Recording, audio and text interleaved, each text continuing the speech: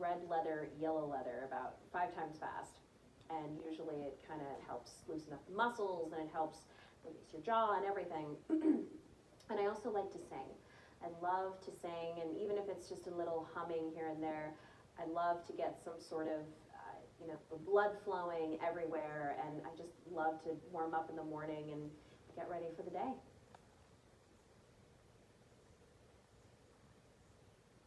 Some of the most memorable characters that I've had within my career, off the top of my head, definitely would be Kyoko Sakura from Madoka Magica. Kyoko was a bit of a spitfire. She comes into the series, I think, at the end of the 4th episode.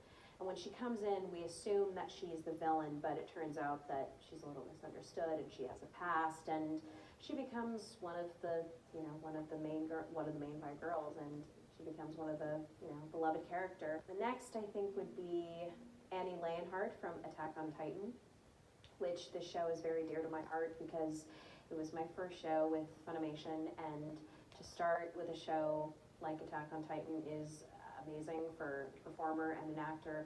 To be a part of a big show like that, but to also have such a great character to play, that was great for me, and being cast as that character was such an experience, and working on that was such an experience.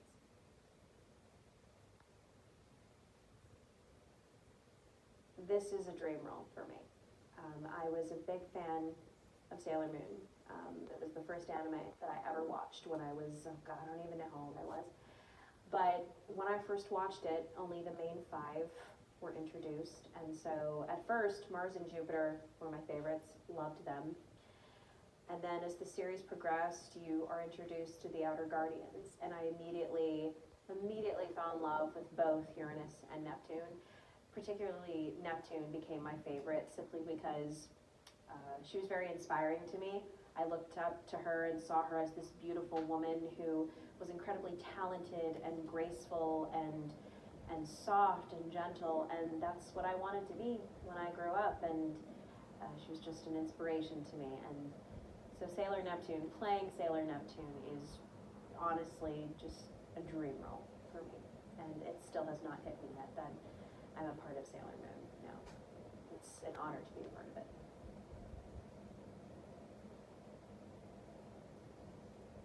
My father used to work for Disney way back in the day when I was a wee little lass. And occasionally he would bring me into the booth. And while I didn't get to see any of the animation recording going on, I did get a feel for what it was like to be in the booth, to be within that environment. And that always stuck with me. Like, I always thought, this is really cool. I don't know what's going on, but it's really cool. And then occasionally I would walk into my dad's office and I would see that he would be editing episodes of Gargoyles, Gummy Bears, the shows that are known as the Disney Afternoon shows. And that always clicked in my brain because I always used to watch them on TV, and here they were in my dad's office. So I thought that was always a little cool.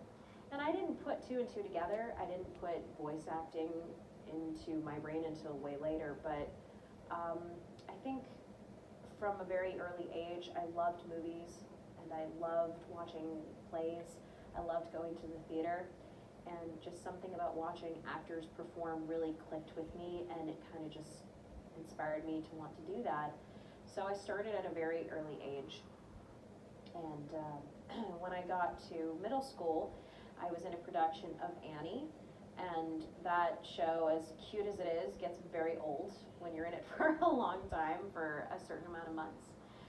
And then eventually I continued to do theater, and when I got to college, I took a voice and diction class with a wonderful lady by the name of Peggy O'Neill, and she put me in touch with a fantastic actor, director, producer by the name of Tony Oliver. And Tony, I guess, liked what I was able to do in the booth, and so he put me on a list to audition for an anime, and then I booked Magical Girl Lyrical Manga.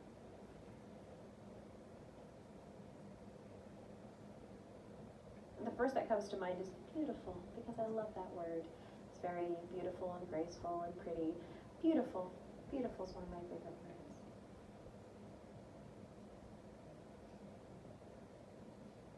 any word that is long and I don't know the meaning of it, and I don't know how to pronounce it, which happens in a lot of sessions, which sometimes I will have to ask, how do I pronounce this? And then I end up hating that word.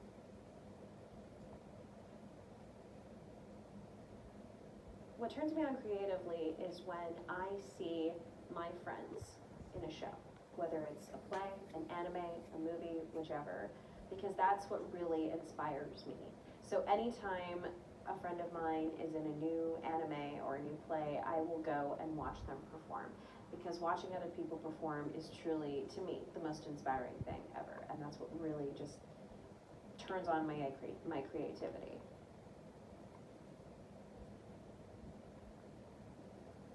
I do not like being around anybody that's negative or that forces negativity on other people. I think that life's too short to, disrespect each other, to disrespect everybody else on this planet, to disrespect anybody in your life. I think that's what really just turns me off, is any sort of negativity or any negative reinforcement.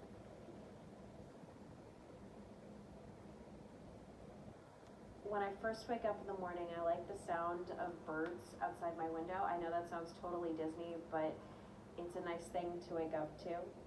I also love the sound of when a good song comes on the radio. I love the sound of people's voices, depending on the voice, of course, but I think there are a lot of people in my life that have absolutely gorgeous voices that I could just listen to all day.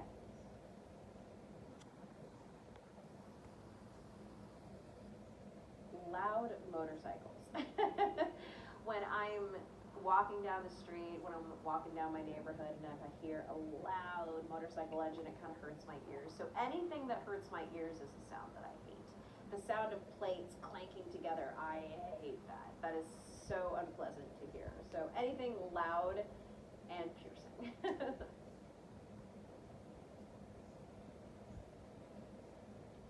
I don't know if I would still attempt it now, but if I did not have this career, if I did not have this profession, I believe I'd want to be a therapist, a marriage and family therapist, because I do enjoy helping people to the best of my abilities. Even though it's not always successful, I try my best. So probably a marriage and family therapist or a counselor of some sort.